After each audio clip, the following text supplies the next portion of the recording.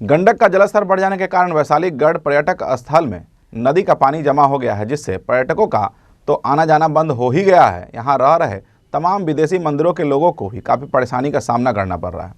वहीं बिहार सरकार की महत्वाकांक्षी योजना बुद्ध सम्यक दर्शन संग्रहालय का निर्माण का कार्य भी ठप पड़ गया है, जो इसी वर्ष दिसंबर तक पूरा हो जाना था। वैशाली पर्यटन क्षेत्र के बुद्ध सर्किट इलाके में गंडक नदी के उफान से पूरा पर्यटन क्षेत्र बाढ़ के पानी में डूब गया है, जिसके चलते यहां मौजूद दर्जन भर से अधिक ऐतिहासिक धरोहरों को काफी क्षति पहुंची। पर्यटन क्षेत्र का पूरा इलाका जलमग्न हो गया है, जिसमें थाई मंदिर, म्यांमार मंदिर, बौद्ध मंदिर, बर्मा मंदिर समेत सभी जगहों पर भीषण जल जमाव है, जिसके चलते देशी विदेशी पर्यटकों का आना पूरी तरह बंद हो गया है। इतना ही नहीं, इस इलाके में जल भर जाने से पैदल चलना भी मुश्किल हो गया है, जिसके चलते इन तमाम मंदिरों के रखरखाव में लगे लोगों को केले के थंब से बने जुगाड़ नाव से आवागमन करना पड़ रहा है। इस इलाके में भारी जल जमाव के कारण तकरीबन 320 करोड़ की लागत से निर्माणाधीन नीतीश सरकार की महत्वाकांक्षी योजना बुद्ध सम्यक दर्शन संग्रहालय का कामकाज भी ठप हो गया है, और जिसे आगामी दिसंबर तक निर्माण कार्य पूरा करने का लक्ष्य रखा गया था, उसकी उम्मीद भी अब कम ही लगती है। वैशाली पर्यटन क्षेत्र के कई जगह जहां महत्वपूर्ण खुदाई हुई है, वहां भी पानी भर गया है, जिसके चलते ऐतिहासिक धरोहरों के अस्तित्व को खतरा पहुंचने की आशंका है। गंडक नदी में आई बाढ़ के कारण वैशाली पर्यटन क्षेत्र में आई बाढ़ से स्थानीय लोगों के साथ ऐतिहासिक धरोहरों के संचालक में काफी नाराजगी है। लोगों का कहना है कि वैशाली पर्यटन क्षेत्र पानी में डूब गया है और ऐतिहासिक धरोहरों को क्षति पहुंची है, लेकिन इस मामले में न तो जिला प्रशासन और न ही किसी जनप्रतिनिधि ने सुध ली है, जिसके चलते स्थिति भयावह बनी हुई है। लोगों का यहाँ तक कहना है कि काफी दिनों तक जल जमाव होने की आशंका से यहाँ महामारी फैलने की भी आशंका है, लेकिन इसकी भी फिक्र सरकार को नहीं है। स्थानीय लोगों का कहना है कि ड्रेनेज सिस्टम सही नहीं होने के कारण इस इलाके में बाढ़ की स्थिति बन गई है और जल निकासी नहीं हो पा रही है, जिसके चलते ऐतिहासिक धरोहरों को क्षति पहुंच रही है।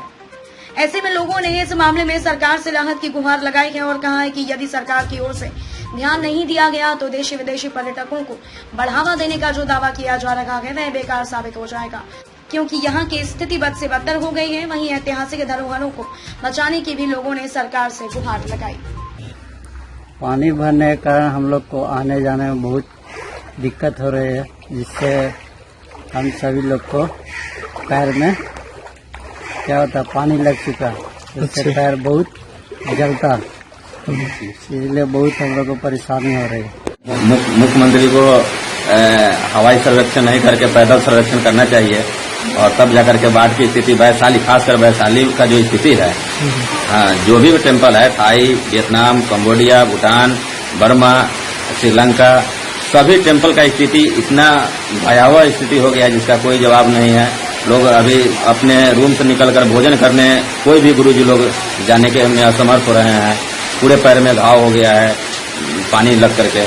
जो हमारा हेरिटेज है, जो हमारा विश्व धरोहर है, आज जल जमाव की वजह से जो बर्बाद हो रहा है, सरकार को ध्यान देना चाहिए। आज इसी की वजह से वैशाली विश्व में ख्याति प्राप्त है, क्योंकि अगर यहाँ भगवान बुद्ध और भगवान महावीर से जुड़े, राजा विशाल के गढ़ से जुड़ा हुआ जनतंत्र और गणतंत्र की बात हम करते हैं, ये सारी महत्वपूर्ण बातें हैं। यहाँ पे इन धरोहरों से जुड़ी हुई बातें हैं। इन बातों को ध्यान से सरकार को, क्या माना जाए, पिछले साल भी बाढ़ आया था, सब कुछ तबाह हो गया था, घिर गया था, बर्बाद हुआ था, सीख नहीं ली सरकार।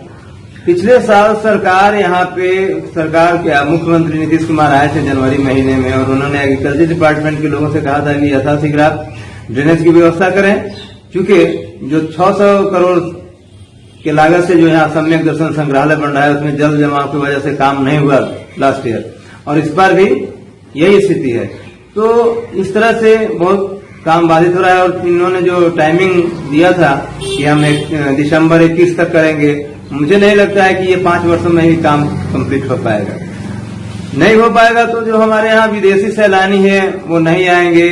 जो हमारे यहाँ बौद्ध विहार बने हैं उनकी भी स्थिति जाकर के देखें, वियतनाम का हो, थाईलैंड का हो, कंबोडिया का, सबों के बौद्ध विहार में पानी लगा हुआ है। और इसका एक ही कारण है कि जो पहले से ड्रेनेज का सिस्टम था उसको लोगों ने जाम कर दिया है, और सरकार को यहाँ के लोगों के द्वारा इंगित किया जाता है, संकेत बताया जाता है कि उस जगह को आप साफ करवाइए, जहाँ से पानी निकल जाएगा। लेकिन सरकार का इस पे कोई ध्यान नहीं है। खास करके वैशाली जिला प्रशासन जो है, प्रशासन के लोग यहाँ पे आते हैं, घूम करके चले जाते हैं, काम कुछ नहीं होता।